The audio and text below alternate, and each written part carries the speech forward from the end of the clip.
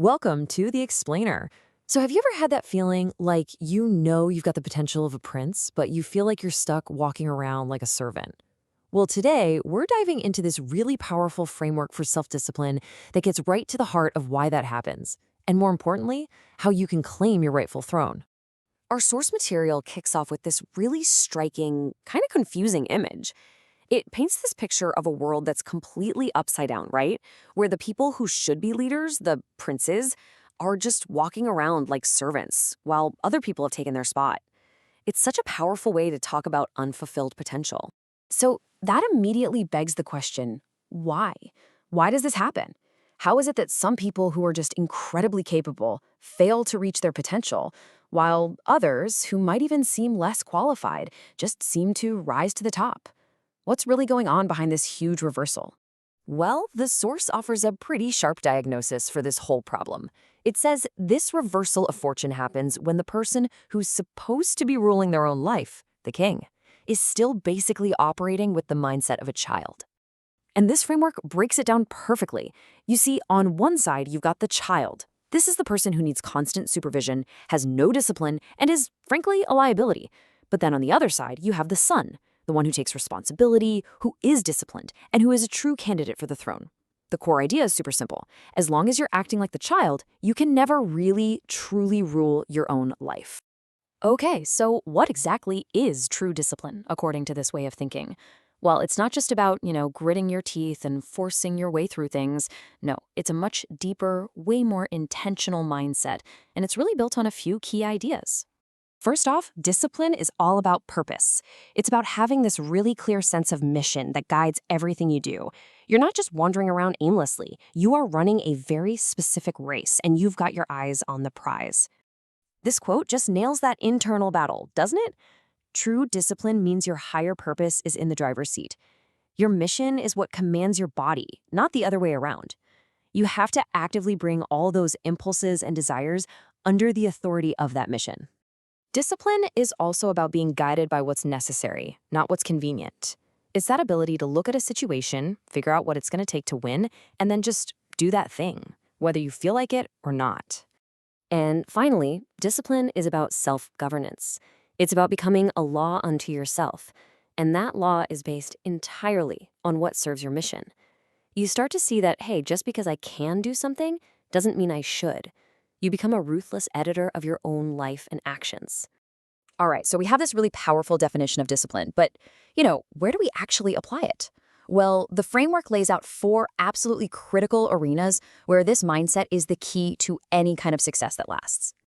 These are the 4 big battlegrounds: your spiritual life, your work, your time, and your resources. Mastering discipline in these areas, well, that's what separates the prince from the servant.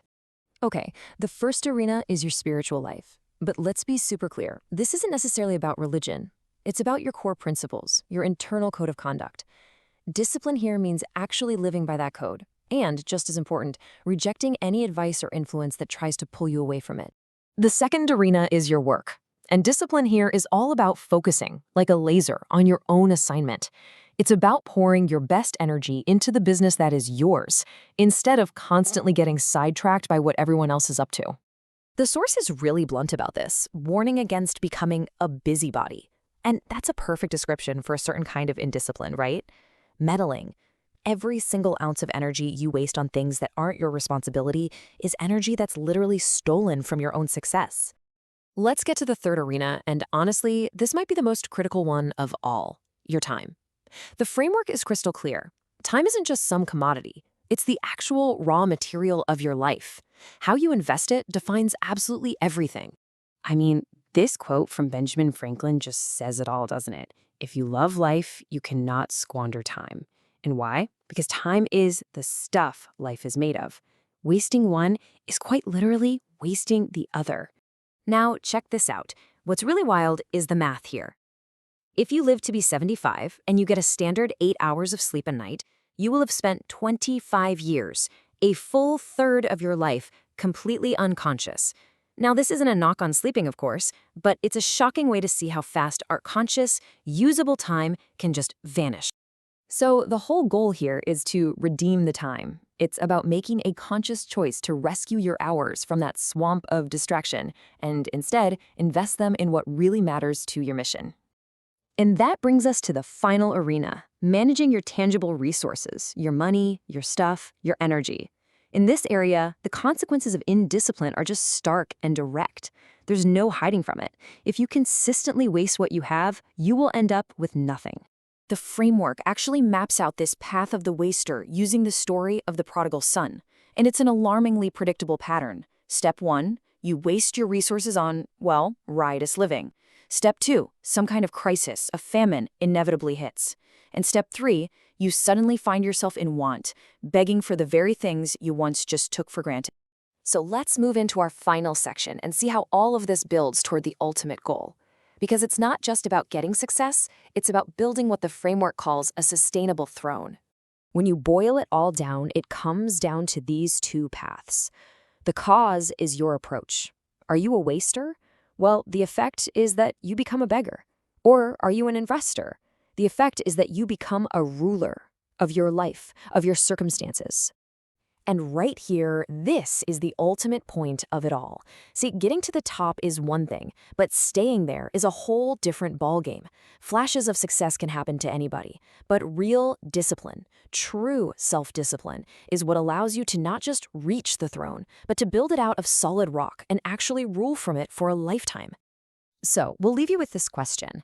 This framework makes it so clear. You have one life. It is your single greatest asset. So the only question that matters is, are you just spending it, or are you investing it?